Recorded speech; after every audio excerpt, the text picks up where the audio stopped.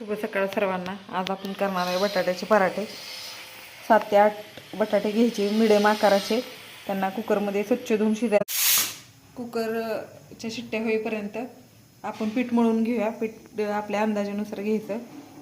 गव्हाचं पीठ घेतलं, त्यात आवडीनुसार चवीनुसार मीठ घेऊया, कसुरी मेथी, थोडा ओवा, ओवा टाकल्यानंतर थोडीशी हळद।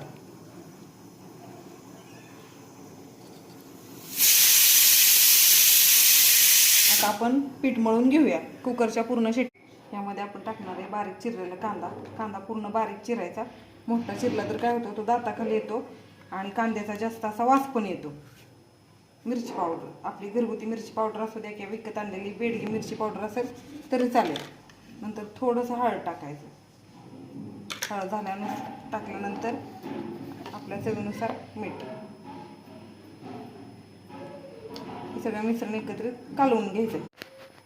थोडं कणकीला तेल लावून घेतले आणि आपण मळलेल्या कणकीचे काय करू, छोटे छोटे बारीक आपल्या प्रत्येकाचे आपण उंडे करून घेऊया।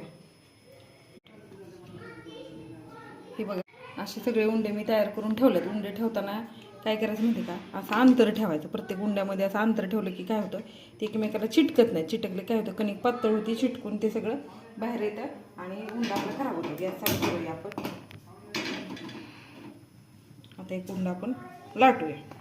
पिठात बुडून झालेलं एकदम हलक्या हाताने असं लाटायचं। आपल्याला असं वाटते, अंदाज आला की ते चिकटते, तर थोडंसं आपलं नॉर्मलचं पीठ घ्यायचं, परत पलटी करायचा, हलक्या हाताने त्याला लाटत राहायचं।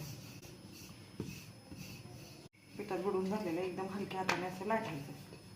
पिठात बुडून झालेलं एकदम हलक्या हाताने असं लाटायचं।